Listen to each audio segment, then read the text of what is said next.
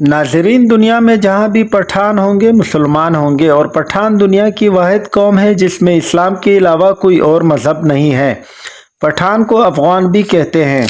अफ़गान इसलिए कहते हैं कि अफ़गान हज़रत सुलेमान अलैहिस्सलाम के एक बेटे का नाम था और उनको जिन्नात की ज़ुबान से प्यार हो गया था, तो उन्होंने अपने वालिद हज़रत सुलेमान अलैहिस्सलाम से कहा कि आप जिन्नात से कहिए कि मुझे अपनी ज़ुबान सिखाए। हज़रत सुलेमान अलैहिस्सलाम ने अपने बेटे की दरख्वास्त कबूल की और जिन्नात को हुक्म दिया कि अफ़गान को जिन्नात की ज़ुबान सिखाई जाए।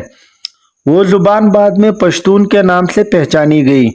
पठान की असलियत और कौमियत के बारे में जो दलाइल हैं वो ये है कि पठान हज़रत इब्राहीम अलैहिस्सलाम की औलाद में से हैं और हज़रत इसहाक अलैहिस्सलाम की औलाद हैं और कौमियत से बनी इसराइल हैं। मुअर्रिखीन लिखते हैं कि पठान कौम अर्जीनिया के एक हिस्से में रहते थे और अर्जीनिया के लोगों का ये दावा है कि पठान कौम या अफ़गान हम में से हैं, क्योंकि अल्बानिया के अफ़गान जो कि बाद में अफ़गान बने अर्जीनिया से हिंदुस्तान की तरफ चल पड़े।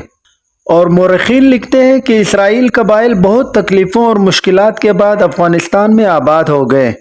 जब हजूर सल्लल्लाहु अलैहि वसल्लम ने इस्लाम की तबलीग शुरू की और लोग जोक दर जोक इस्लाम में दाखिल होने लगे, तो पठान कौम का सरदार जिसका नाम कैस बिन अब्दुर रशीद था, अपने पूरे ख़ानदान समेत हज़रत मोहम्मद सल्लल्लाहु अलैहि वसल्लम के हुजूर हाजिर हुआ और हज़रत मोहम्मद सल्लल्लाहु अलैहि वसल्लम के हाथ से बैत लेकर मुसलमान हो गया। इसलिए दुनिया भर में जहाँ भी पश्तून होंगे वो मुसलमान होंगे। दुनिया में पश्तून ही वो वाहिद कौम है जिसमें इस्लाम के बग़ैर कोई मज़हब नहीं। अगर पश्तून से पूछा जाए कि आप पहले मुसलमान हैं या पश्तून, तो जवाब होगा कि मैं 5000 साल से पश्तून हूँ और 1400 साल से मुसलमान हूँ। दोस्तों, अब सवाल ये है कि अफ़गान कौम को पठान क्यों कहा जाता है? जब काफिरों ने मक्का पर कब्जा कर लिया तो हज़रत मोहम्मद सल्लल्लाहु अलैहि वसल्लम हज़रत खालिद बिन वलीद को हुक्म दिया कि जाओ और अपने अफ़गानी भाइयों को जिहाद के लिए बुलाओ। खालिद बिन वलीद अफ़गानिस्तान चले गए और कैस बिन अब्दुर रशीद को हज़ूर सल्लल्लाहु अलैहि वसल्लम का पैगाम अरसाल किया। कैस बिन अब्दुर रशीद की क़ियादत में लश्कर मक्का मुकर्रमा की तरफ रवाना हुआ।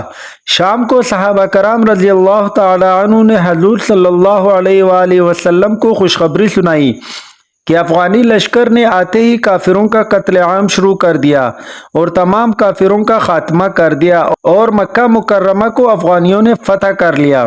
तो इस लम्हे हज़ूर सल्लल्लाहु अलैहि वसल्लम की ज़ुबान पर ये अल्फाज आए, बतान।